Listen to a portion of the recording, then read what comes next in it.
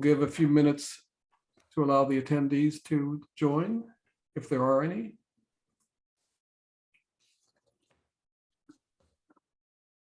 Yes, Kate Warner is in the audience. Nat Trumbull. And others. Welcome to the September 29th, 2022 meeting of the Long Range Vineyard Transportation Task Force. I would like to inform everyone that the Steamship Authority is making an audio and video recording of today's meeting. And if there is anyone else making a recording of today's meeting, please identify yourself by pressing the raise your hand icon, or if you are joining by phone, pressing *9 on your keypad. No one has, so I'm assuming that no one else is making a recording. In accordance with section 20 of chapter. Steve, Mike Santoro is in the attendees list. Can you bring him over, please? Yep. More. Promote the panelist. Thank you. I can't multitask, so. That's why I interrupted. Yes. In accordance with section 20 of chapter 20 of the Acts of 2021, all task force members are participating remotely in today's meeting by the Zoom video conferencing app, and all members hopefully will be clearly audible to each other. Also pursuant to that statute, the Steamship Authority has ensured public access to the deliberations of the task force today for interested members of the public via Zoom, and a link to access this meeting via Zoom has been provided in the meeting notice for today's meeting. Thank you, everyone. The first item on our agenda would be the approval of the minutes of the task force February 22nd, 2022 meeting. It's been a long time since then. We had scheduled another meeting for April 29th to discuss the draft request for proposal for a freight service for the Island of Martha's Vineyard, but we did not have a quorum at that meeting, so there are no minutes at that meeting. I so move the Okay. adoption of the February 22nd, 2022 minutes. Second. Okay. All right, we have to do a roll call vote.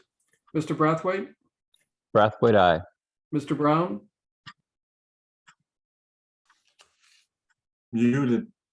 I'm sorry, Doug, you're muted. Sorry, my dog was barking. Brown eye. Okay. Mr. Cahill, Cahill eye. Mr. Davis, I think staff abstains from this. all right. Mr. Ferranti, I have to abstain. I wasn't present. okay. Mr. Law, Law, aye. Mr. Santoro, Santoro, aye. Mr. Cedarholm, Cedarholm, aye. Mr. Vercruysse, Vercruysse abstain. okay. All right, thank you. So the next item on the agenda is the request for proposals that we issued for a freight transportation service for the Island of Martha's Vineyard. And as everyone knows by now, the deadline for the submission of proposals was August 2nd, and we received no proposals in response to the RFP. Sent out a memorandum saying, giving you a background of that RFP. We had advertised it in the Cape Cod Times, the New Bedford Standard Times, as well as in the April and May issues of various maritime publications, Marine Link, Boats and Harbors, the Maritime Reporter, and Marine Log. And in addition, on April 6th and April 13th, Marine Log emailed the notice of the RFP to its subscribers, which number approximately 20,000. Ultimately, 47 firms and individuals requested and received copies of the RFP, including the 2 addenda that were issued in April and June, but we didn't receive any proposals in response. During that time period, we tried to address issues and concerns that everyone had with the RFP that were presented to us. We made revisions based upon comments from the Port Council. We made revisions based upon comments from Ed DeWitt of the town of Falmouth, and we made revisions based upon a comment that we heard from Nat Trumbull indicating that he thought the RFP would not allow a freight carrier to carry automobiles in addition to trucks. So we made it clear that freight carrier would be able to do that to the extent it didn't have all of its space filled by freight trucks. So all of those revisions were made. We asked in the RFP for anyone to give us any suggestions if they did not feel that it was tailored to them, if they felt that their proposal would not be fairly evaluated under the RFP, and no one submitted any comments to us or suggestions to us after that. Afterwards, though, members of the Woods Hole community did criticize the RFP. They stated that they felt there was a lack of publicity, but I do believe we had sufficient publicity, and I'm not aware of any firm who was in a position to provide the service who was not aware of the RFP. They said that they felt the RFP itself was very complex at 74 pages, and that the RFP standards were too high and restrictive. Again, we tried to address that in the RFP. We asked for suggestions and we didn't receive any during the RFP process. I note that the RFP, while 74 pages, it is based upon the model procurement code that municipalities have to comply with. And part of it is because the evaluation criteria, we wanted to let the proponents know what we were evaluating them on when they submitted the proposals. And not only did we have certain criteria about the service, but also other people submitted criteria that they wanted to be considered, such as emissions from the boats. And the city, the New Bedford Port Authority also asked about benefits that would result from the service to its community. We actually got some compliments on the evaluation criteria that we did include. As far as being 74 pages, the form proposal itself was only 9 pages, I believe, out of that. A lot of it is boilerplate. And I do believe that given the fact that we were looking for a long-term partner in the transportation network for the island of Martha's Vineyard, that we would have expected any serious proponent to study it hard and give its best shot as to what we were going to partner with for the next decade or longer. So we tried our best. It's discouraging that people felt afterwards that it was too complex or too restrictive and that they did not present those comments beforehand. We have been asked to go back to the drawing board and an RFP that will attract interest from potential shippers that we know that are known to be out there. I think everyone that we know is out there did get a copy again. But if there is anyone who is out there in the public who would like to be considered for providing the service, we encourage them to get in contact with us so that we can revisit the matter. We did ask the firms who received copies of the RFP why they did not submit proposals. We sent an email to everyone and we got 6 responses. And my concern was that one of the reasons is that they would feel that they did not have a place on the mainland from which to provide the service. But that was not a consideration for any of the 6 proponents who gave us feedback.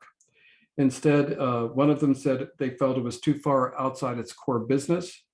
Another one said that they had not had any experience with a daily scheduled run between 2 points. They felt that they would not be able to do that, and that they did not want to pay the Steamship Authority to provide the service. Although I note that we were not asking for any license fees for the service. We were asking people what they would propose to pay us if they wanted to use our reservation system or our terminal.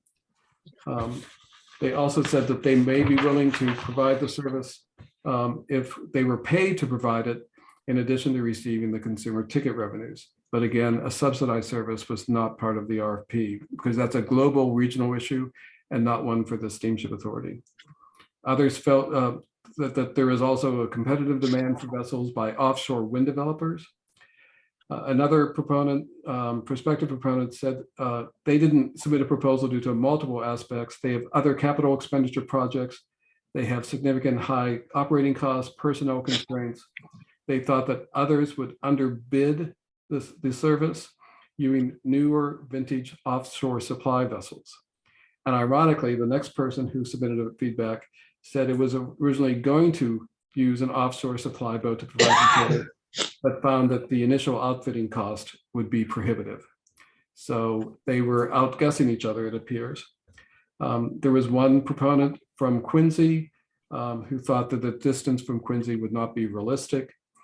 And there was another one who thought that the profitability would be difficult of the service and that it would be operating on a low budget. Those are all concerns about the service itself. No one raised an issue. None of those prospective proponents raised an issue with the RFP. And one, in fact, said that it was not saying that the RFP was written incorrectly. We also talked directly with the two barge operators in New Bedford, because those are the two prospective proponents who actually have facilities in New Bedford that would not be have to find them. And 41 North Offshore stated that it did not feel that a regularly scheduled freight barge service would be financially feasible. It is still interested in providing an on-demand freight barge service, somewhat as a supplement to the steamship authorities, and especially since it's modified one of its barges to fit within our transfer bridges when it was providing that service for Nantucket this summer. So that's something that we can continue to discuss with them about that type of additional service in the future. And Tisbury Towing and Transportation stated that it is more interested in the baled trash hauling opportunities that has been the subject of a meeting of the task force a year or two ago.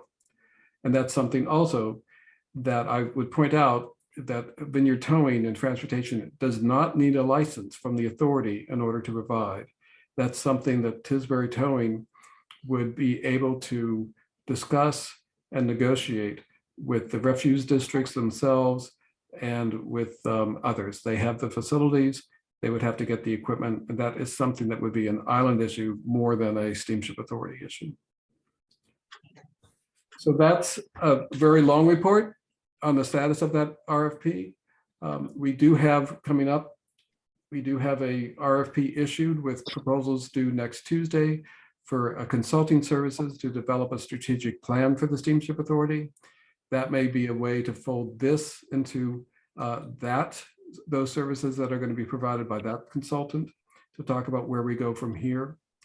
I also note that the New Bedford Port Authority is going to have a new executive director beginning next week by the name of Gordon Carr from Massport. And that Bob has informed me that he and Maura already have talked about setting up a meeting with the New Bedford Port Authority's new executive director after he gets settled in. I'm sure he has a number of things to do in his new job, but they hope to be on his agenda in the near future to talk about the North Terminal 2 project. Is there any discussion, any comments that anyone would like to make? I have a question about, isn't Gordon Carr one of the gentlemen who has been currently overseeing the state pier?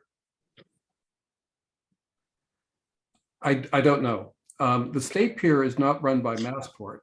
The state pier is operated by the, I've forgotten what it's called. The Mass Development. Oh, yeah, excuse me, mixed it up with Mass Development. Okay. All right.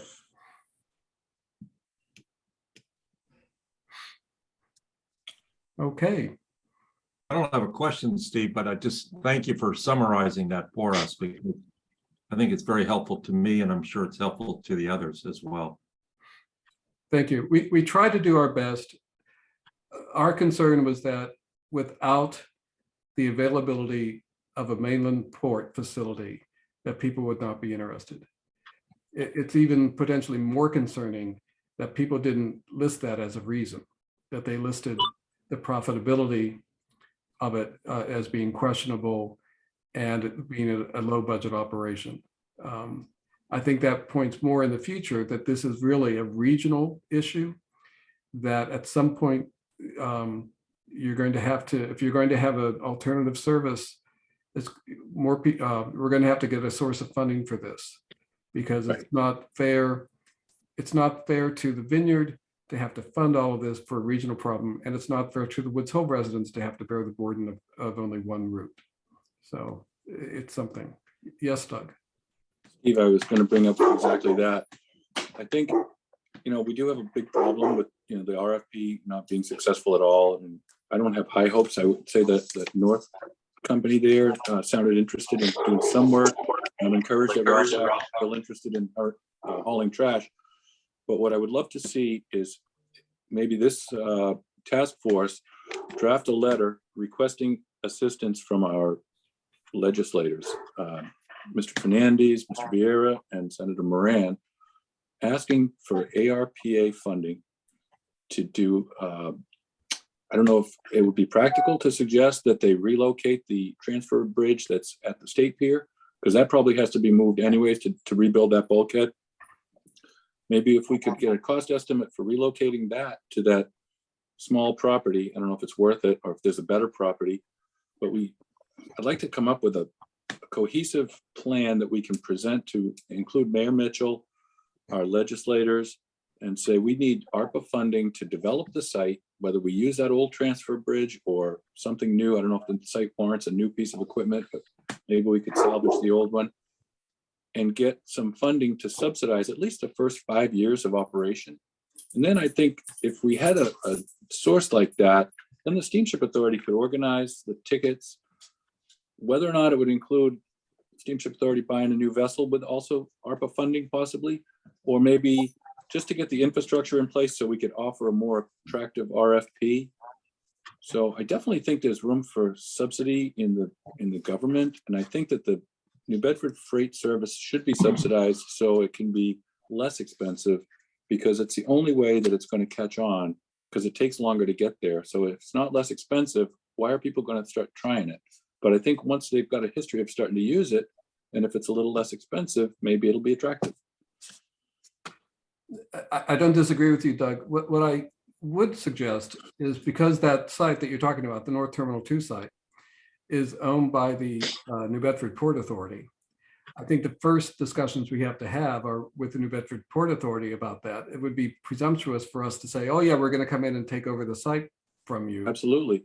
So if you can, why don't you charge us, Bob and me, and to talk with them first about the possibilities of that. I know that Justin was somewhat open, but not overly optimistic about having a roll-on, roll-off facility there. I think more study has to be done on that, and whether New Bedford wants that property to be used for that purpose. Because they talked about, Justin also was not optimistic about the number of jobs that it would create for New Bedford, and whether it would be the best use of that site for the city of New Bedford. So I would suggest that Bob and I come back to the task force after we have those discussions, and have also discussions with Mass Development about what they're going to do with the state pier. We haven't really focused on that because we know that there is opposition in New Bedford to having trash hauled from the state pier in downtown New Bedford, which was why the North Terminal 2 site was more attractive for us. Correct. And, Mayor Mitchell is emphatic about no trash, and he doesn't really want trucks down there because he's got a redevelopment plan to match some town in California that's got this beautiful, frontage on the waterfront. So he really wants us to use the North Terminal if we're going to have freight. So, and I note that when I looked at the recent funding bills, that $100 million was allocated to the Fairhaven Bridge. good. So, and when we last looked at it, we were thinking, how on earth are they ever going to get $100 million to repair that bridge? And they apparently got it. So, It's a great time to have these problems because infrastructure is the big ticket right now. So right. I think we could jump on this and get some real funding. So, Yeah, I was going to just suggest also, Steve, that infrastructure funds would be more appropriate, I think, than ARPA funds. I think that that hasn't been totally defined on how it's going to be allocated, but I think there would be a avenue there to obtain some infrastructure funds, because we're talking about infrastructure on that pier for not Right. only for our use, but anybody else who wanted to use it for Right. commerce coming in and out of New Bedford. Mhm. And the Steamship Authority is getting a new grants administrator at some point. I think Bob that's one of his goals for this year. Yeah, if we can find anyone. I know. Well, maybe with recession, there will be more people looking for jobs. So, Gotta look on the bright side. yes, we have to use it to our advantage. So on that, so Bob and I will work on that and report back, and then we can schedule another meeting to discuss this more about where we go. And it also dovetails, I think, into the next RFP, which is for a consulting firm to provide us consulting services to develop a strategic plan for the authority. That's something that we was part of the recommendations of the management consultants that gave the report in 2018. We had issued an RFP in November of 2019 for this, but it was suspended when COVID hit, almost practically on the last day. And now that we have gotten things back on track, Bob authorized it to be reissued in July. We did reissue it in July. The proposals are due at next Tuesday at 2 o'clock. I'm informed that we have already received one proposal, and I don't know who it's from, I'm not saying, but that's good. So we have at least one more proposal for this than we had for the freight service. And we only need one good one, so we'll be looking at that. Under the RFP, Bob will be evaluating the proposals with the assistance of myself, Sean Driscoll, and John Sainsbury of Marine Consulting Partners. John Sainsbury was the principal author of the management consulting report back in 2018. And we felt it important to have him involved in evaluating the firms that are being used to implement the recommendations that he came up with then. So we have contracted with, this is part of an ongoing contract that we have with Gloston. John is a subcontractor to them, where they are helping us implement the recommendations that they issued back now 4 years ago. And we are, by the way, implementing those recommendations. It's just taken us longer for some than others.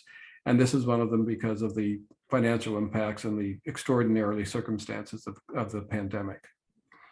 So hopefully within the next month, the idea is to get the proposals evaluated by the end of October, open up the financial proposals, gasp a lot at the prices that they charge, and then bring something to the recommendation to the Port Council and the board in November for award. And all of this that we've been talking about, I hope that our discussions over the last 2 years have given these firms a sort of template of what the issues are facing the Steamship Authority and its planning. We've had a lot of discussions about a lot of issues. I don't think we've come up with many solutions to these, but that is what the consultant hopefully will help us figure out. John Cahill has his hand raised. I'm sorry, people will have to just go in. I can barely see it because of the light. John, yes. All right, thanks, Steve. Can we go back to the freight service RFP for a minute? Certainly.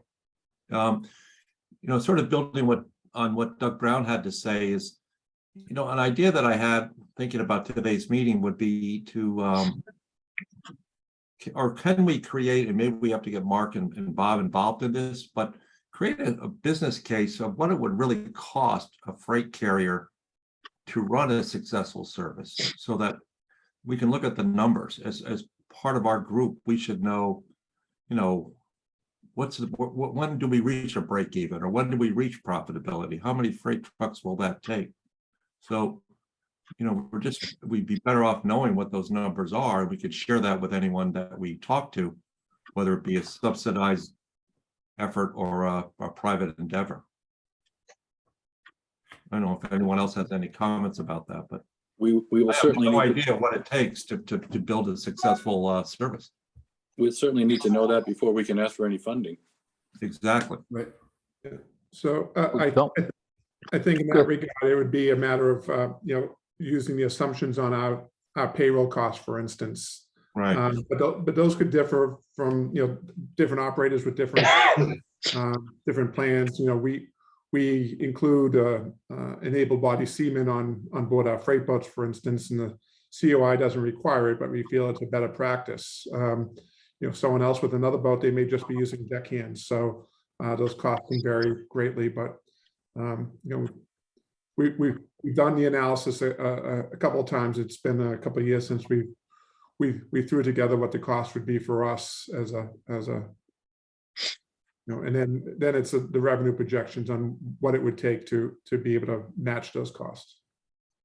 Would it, follow up on what you just said, Bob, could we create a scenario which is what the steamship would be cost-wise, and then also an assumption of what it would take for a different carrier that didn't have all the requirements that you would put in place? And then also just share that with the group would be helpful.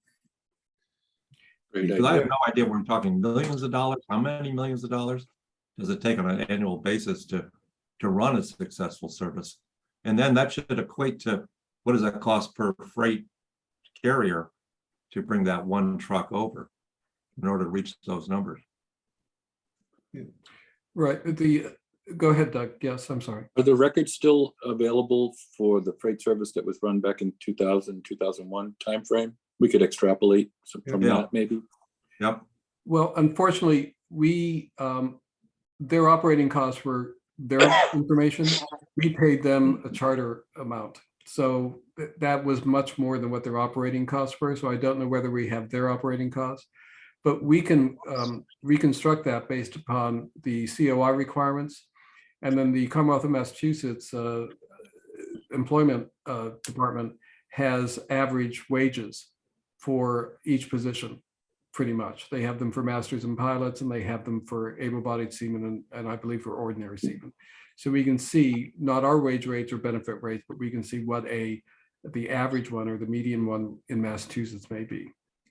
So we could do that. I was thinking more in terms of volume of, but it wouldn't be relevant now anyways, because there's Right. no way of telling what the volume would be, Yeah. You're right. Prices have changed. So many things have changed. Right. right? And it's also a barge operation is far different cost-wise. I mean, it's Right. you have a barge, which these people do. I mean, we have two barge operators that already have barges. And they both have facilities in New Bedford, and Jonah is compatible with our terminal, and Ralph has his own terminal in Vineyard Haven. Those would be only incremental expenses. And very few crew expenses on that. I hope those would continue to be encouraged as we go along, on a side path and, not be impacted by planning for this. Right. Well, I think the Steamship Authority's response this past summer to Jonah's request, with that one unidentified customer who didn't get all of its reservations for Nantucket, showed that the Steamship Authority is willing and ready to step up and let people help them out when it's needed. And I think that's the right attitude, because we're in here for everybody, not just for one entity. Good job. Thank you. So we will let everyone know about that later on. And the new subject is for hybrid propulsion systems.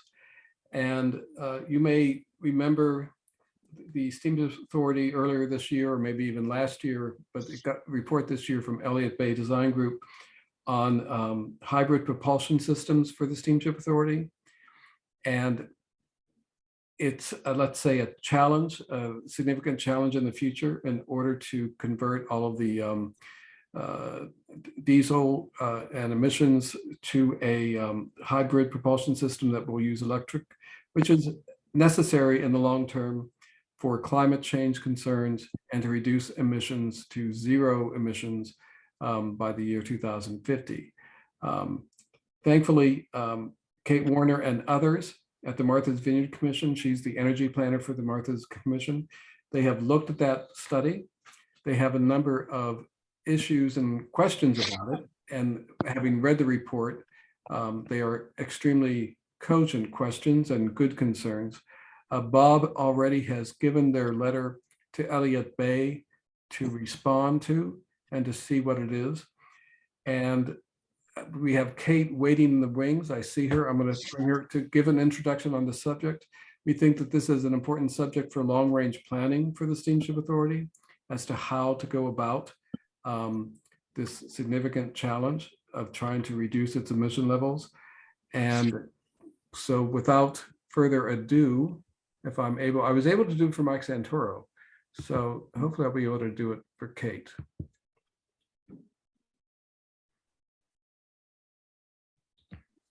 Yes.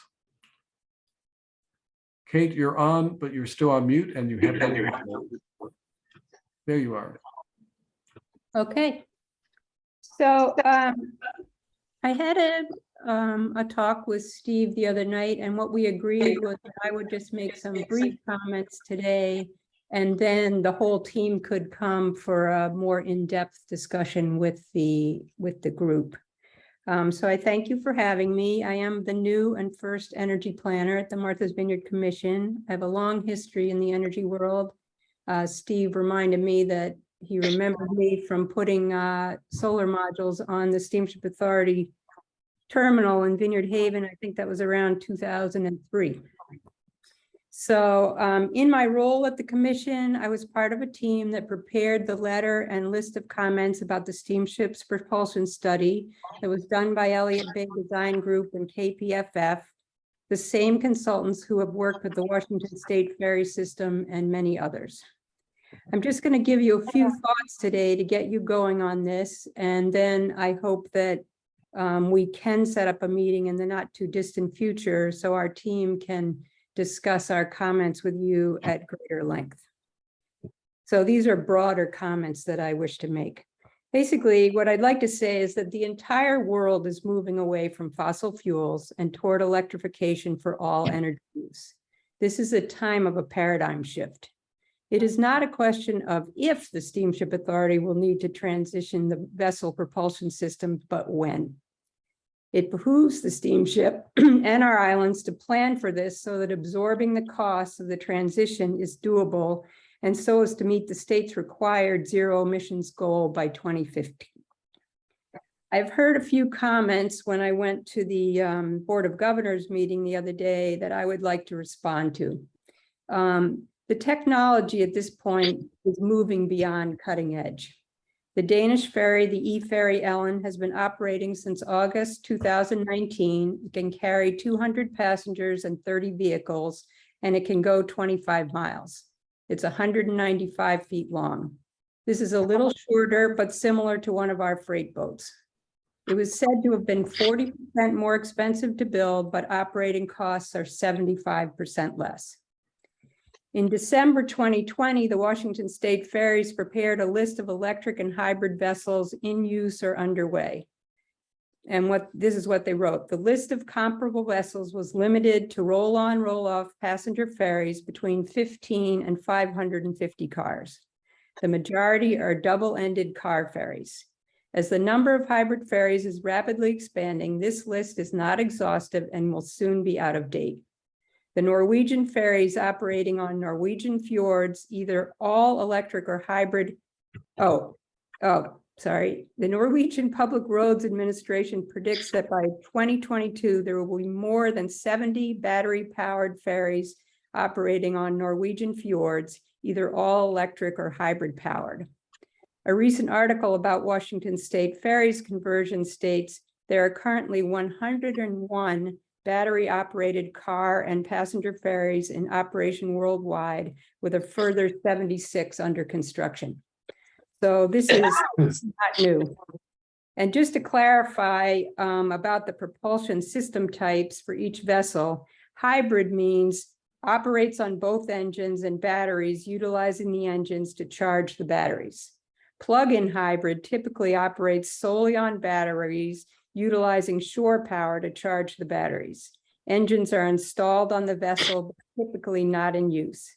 And all electric means operates solely on batteries, utilizing shore power to charge the batteries. The engines are not installed on the vessel. The conversion of our fleet will take time. Having vessel acquisition and retrofitting to hybrid electric as part of the steamship strategic plan is key to our successfully making the conversion. Washington State Ferry currently operates 21 vessels and state that their goal is conversion over 15 years and to be emission-free by 2050. Their plan is to retrofit 6 current vessels, build 16 new vessels, retire 13 vessels, retrofit 16 terminals so that they can do onshore charging. Their largest vessel is called the Jumbo Mark II, and they have 3 of these, and they are the first 3 that are going to be retrofitted to be hybrid vessels. These vessels are 460 feet long, can carry 2,499 passengers and 202 vehicles. Their longest route is 17 miles. We have 10 vessels. The Island Home is the longest at 255 feet, with the ability to carry 1,210 passengers and up to 76 vehicles. The Vineyard Haven Woods Hole route is 9 miles. Washington State Ferry chose hybrid because they observed it was proving to be effective in Scandinavia on routes of limited distance with a repeatable schedule. And then they expanded that to be plug-in hybrid because they realized that would be more efficient and economical by taking advantage of onshore charging of the vessels. Plug-in hybrid makes particular sense for Washington State ferries because their electricity costs are low due to hydropower. Our electricity costs are higher, but will decrease as the amount of offshore wind power in our electrical mix increases. This will also help to stabilize our energy rates because we will not be relying on the fluctuation of the fossil fuel market.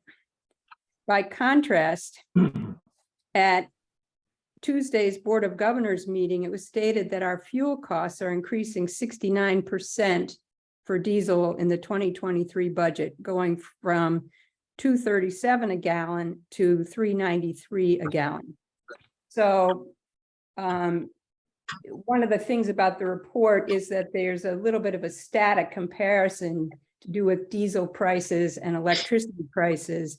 And in reality, the more offshore wind we have, the greater these two are going to diverge in terms of how they behave.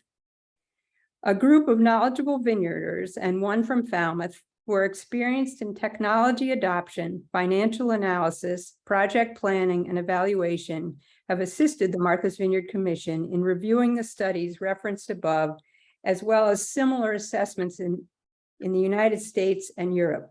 You have our findings and our requests.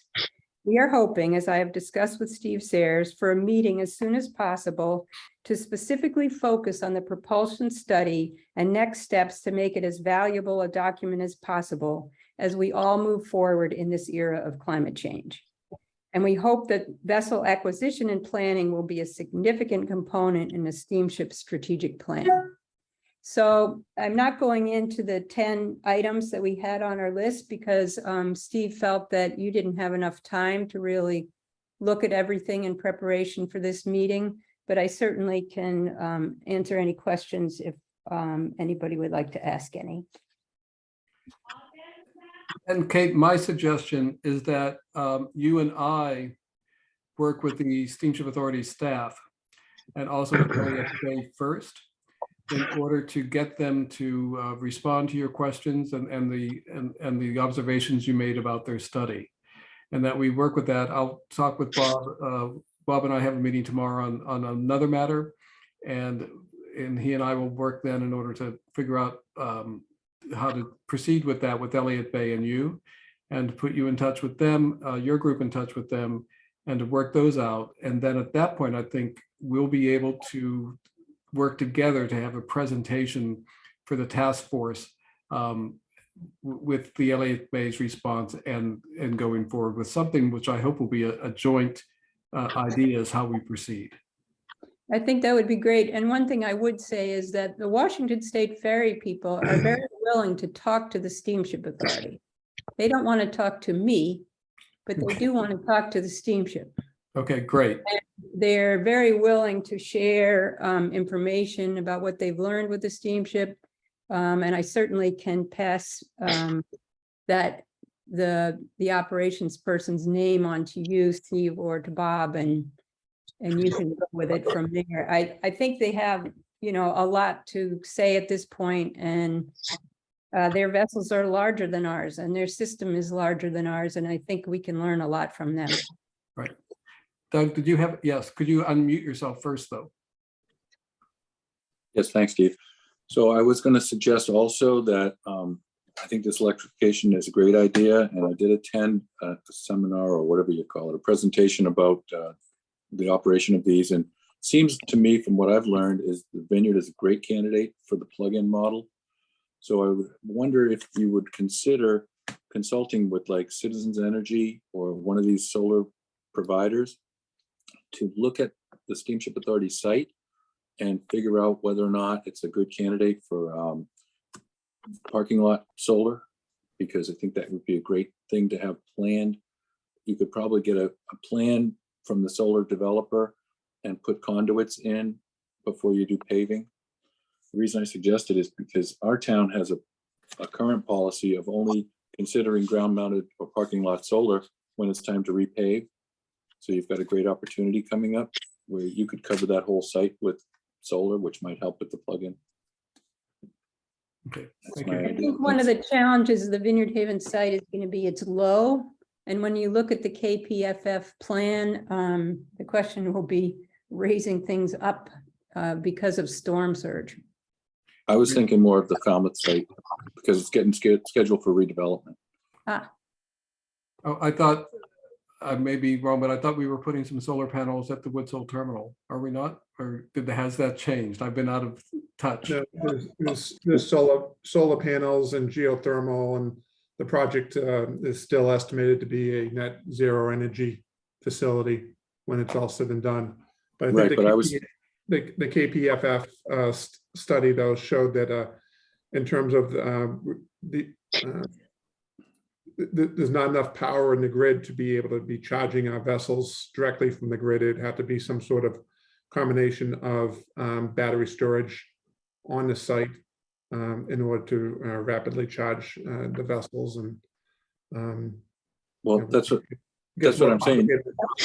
If you had a parking lot, I know you've got some solar that makes the building self-sufficient, but I'm saying you could have a whole parking lot of solar that could be charging your battery bank so that when the vessels come in, you do that quick 20-minute charge. Well, Okay.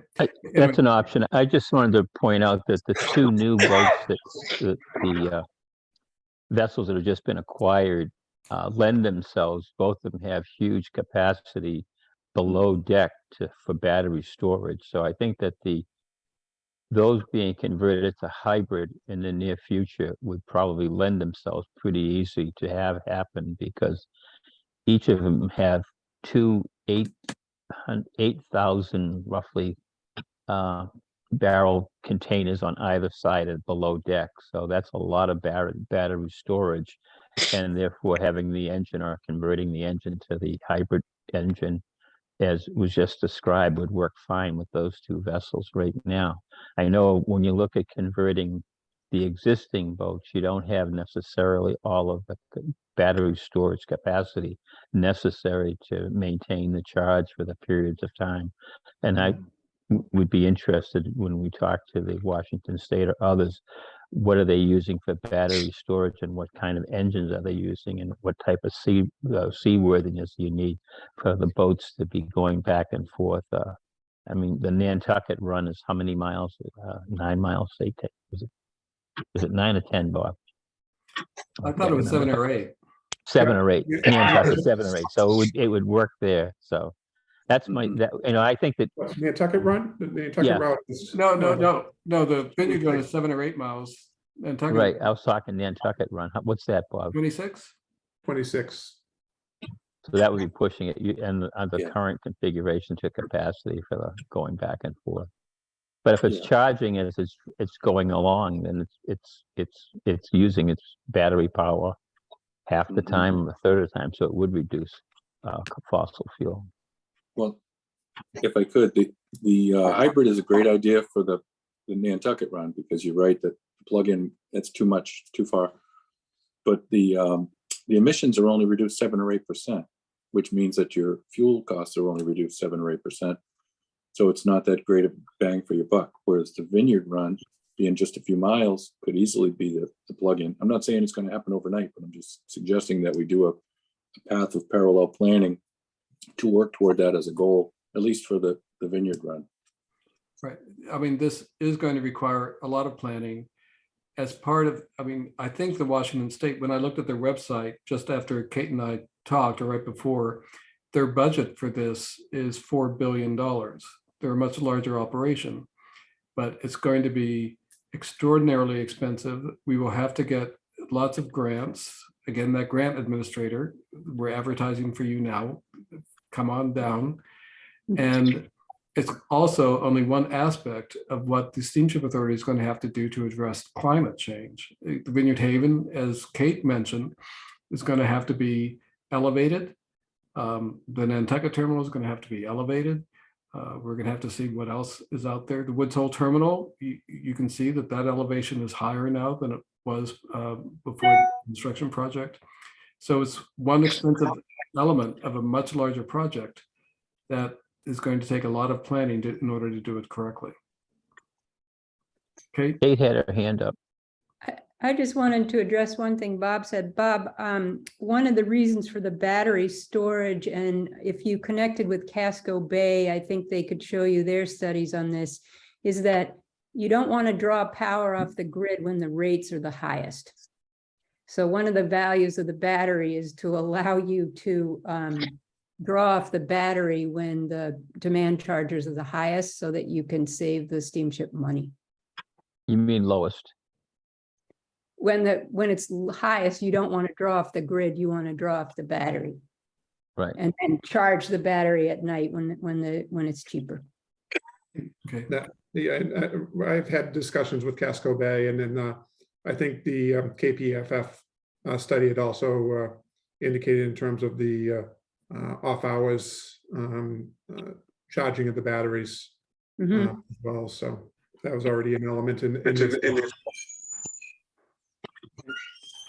All right. So Kate, I will be in touch with you, if not tomorrow, then Monday. Great. And is there anything else that any of the task force members would like to bring up? Thanks for the report, Kate.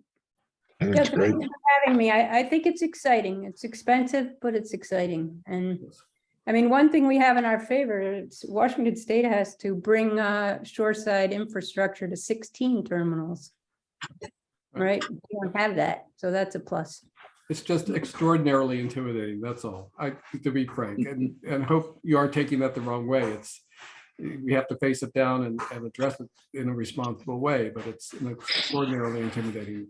What is the quote about such and such begins with a single step? Okay. All right. I mean, to me, if we started with just, took Leon's suggestion, we started with one of those boats you just acquired from Louisiana and turned one of them as a hybrid to see how it goes.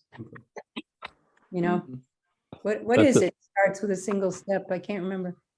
But the billions of dollars that Washington has, plus they have the employers of Amazon and Microsoft, because they're moving their employees on a commuting basis. So the corporations out there are probably paying a lot more to support this than we would be asking the Vineyard businesses to be paid for. So that's where a lot of those dollars are coming from, because they use it as a commuting service for all the employees of those corporations. And that's big money that we don't have access to. I'd also be interested to learn if they're subsidized by their state or federal government. Well, they Well, they have are. a different scenario. They right? are. So if I may, Washington State Ferries capital budget is fully funded by, they're a division of WashDOT. So their capital is all funded from the state. They previously had been about 10% fare box. I think they're up to somewhere around 60 to 70% fare box recovery on their service right now, their operating costs. So unless that's improved recently, as I said, they're about a 60% fare box recovery. So why should you have to be 100? Well, that's I'm sure the people on the vineyard would are questioning that as well. So They should be. So. All right, I will Just a now, point of oh, question. John, Go I ahead, just want to make sure, John. Kate, do you know what fare box means? Yes, I know that our steamship is just paid for by the fares of Right, our okay. customers. Yeah. The Washington State ferry system is an extension of the highway system. And it may be, and this is a radical idea, that you go to the legislature and say, our steamship needs to be an extension of our highway system. What we're I gonna do. I don't know, but I think it seems like it holds you back so many times, this fare box thing. It seems like it's tying you down. We're in an unfair box. touche. We gotta think out of the box. That's right. We There you gotta go. get ourselves out of the box. Okay. I'm going to open it up to public comment. If anyone, I see a list of attendees, if anyone wants to raise his or her hand. Jeff Sherman, I see. Oops, sorry. Okay, Jeff, can you unmute yourself? Yeah, can you hear me? Yes. Good, thank you. Very interesting discussion. I represent Rolls-Royce Power Solutions, and we are in the diesel engine business, electric, hybrid. We do all those things and work heavily with the ferry companies around the country. My comment or question, and maybe to put on the docket as well in the meeting, I don't hear any discussion about methanol, green methanol, hydrogen, and some of the exciting fuels that are coming our way. And green methanol in particular is basically zero emissions. And it is the future in shipping on many fronts. And I'm just curious, I understand the electric and the battery and all that, and the expense is extraordinary. And it's not that I'm against it by any means. But why aren't we talking about alternative fuels? There's fuels right now that can be used that reduce your carbon footprint. And I don't hear any discussion at all. Well, Thank you. there will be a Good point. discussion of that in the future. Yeah, I would ask if that were on the docket as well, because I think you're boxing yourselves into a corner. Actually, in a private conversation with Bob earlier this week, he mentioned that electrification was not the only potential solution here, that hydrogen is also something being very seriously considered. I hadn't heard of methanol, but he specifically referred to hydrogen for vessels. Yeah, methanol is another version, and actually what they call green methanol, which is probably one of the biggest futures of the shipping business, is it is a man-made, if you will, broken down, and the emission impact is extremely positive. Okay, And great. so you have a combustion engine running on methanol, and it's just, I'd like to hear everybody talk about that as well, because I think it's also an exciting technology going forward. Okay, we'll make that part of the agenda for the future meeting. Thank you. Could I ask Jeff a question? Oh, If sorry. he's still there? Could he tell me what he means by green? Does Wait, it come from plants? sorry. I mean, I have both Ben who's asked, but Jeff, if we can Okay. come back to you. I am not a chemist, and I don't claim to know it perfectly, but methanol does have a CO2 byproduct. And green methanol is a more of a man-made based methanol, where they reintroduce it, and it reduces the CO2 impact on the emissions. If you Google methanol and green methanol, it's right there, but it is a synthetic or a man-made methanol from methanol, but it takes out all the nasty emissions, if you will. And that's the newest technology coming. And it's a lot of shipping companies around the world are looking very hard at it, if not running methanol already. If I may add to that too, that is something that we had reached out to our fuel supplier as to whether there'd be an opportunity to try to leverage some of the larger fuel users in the region to be able to make it worthwhile to get some synthetic diesel up in the area. We're not the only ones that goes through a lot of fuel, and because correct me if I'm wrong, Jeff, it's the closest place is down in New Jersey, I think, is my memory. Yeah, I'm not familiar with any supplier on the East Coast here yet, but we are using synthetic diesel on the West Coast in the San Francisco, California business area, and have seen great results. I'm not prepared to recite the reduction in emissions, but there is clearly a reduction in emissions on that particular kind of diesel. Okay, great. Ben, I think you had your hand up. If you can unmute yourself. Wait, Jeff, did you have something else to say? No, I'm fine. Thank you. Okay, thanks. Thank you, Jeff.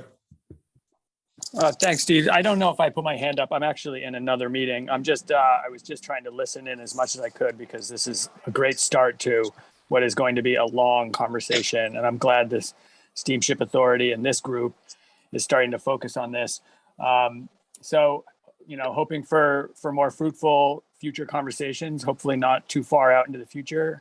I hope this does get folded into, or it is able to get folded into the long-term study that you guys have an RFP out for at a future date. But it's critical to move forward on this because, like anything else, this is going to be costly and long and take a long time to figure out. So it behooves us to get started as early as possible in the conversation. So I'm just grateful to hear you guys talking about it. Thank you. Thank you very much.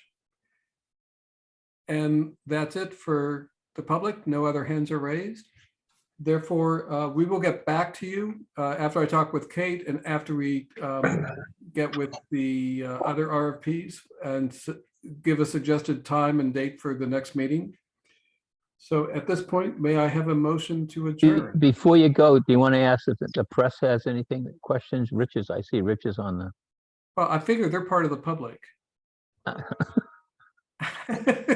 Normally you take the press first, but no one's raising their hand. So, Okay, all right, but that's a good then point. I'll move adjournment. Okay, I'll second. okay. All right. Mr. Braithwaite, Brathwaite, aye. Mr. Brown, Brown, aye. Mr. Cahill, Thank you, Steve. Cahill, aye. Mr. Ferranti, Ferranti, aye. Mr. Law, Law, aye. Mr. Santoro, Santoro, aye. Mr. Cederholm, Cedarholm, aye. and Mr. Vercruyze. For Cruci, aye. Thank you all. Until Thank you next very time. much. And we will. Thank you very much. Working. Thank you. Thank you. Steve. Thanks, Steve. Bye. Bye.